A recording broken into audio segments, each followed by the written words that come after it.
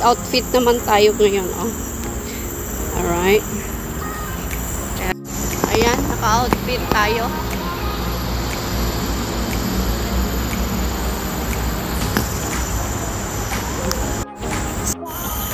So hi guys, good morning. It's the second day of our walking, running today.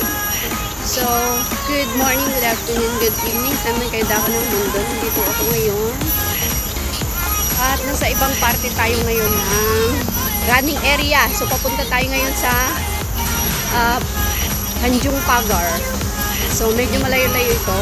Papunta na sa bandang east. Anyways, good morning! Hello! Hello mga viewers ko dyan. Thank you so much sa inyong lahat. Shout out sa inyo. Maraming salamat sa inyo.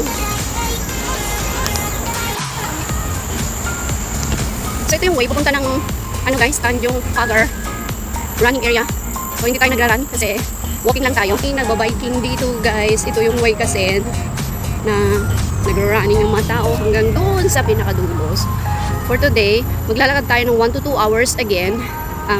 Straight natin ito for 1 week. Let's see kung ano, ano tayo.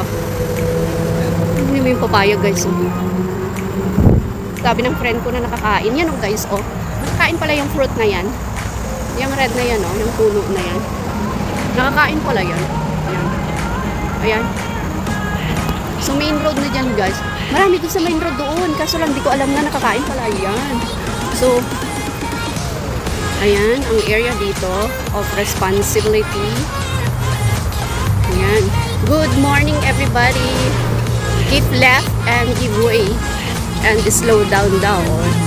O bagay ito oh. Mataba-taba itong itong nagra-running na ano. Medyo may height nga tayo. So, hindi tayo yung ano ba. So, bumagay naman dun sa ating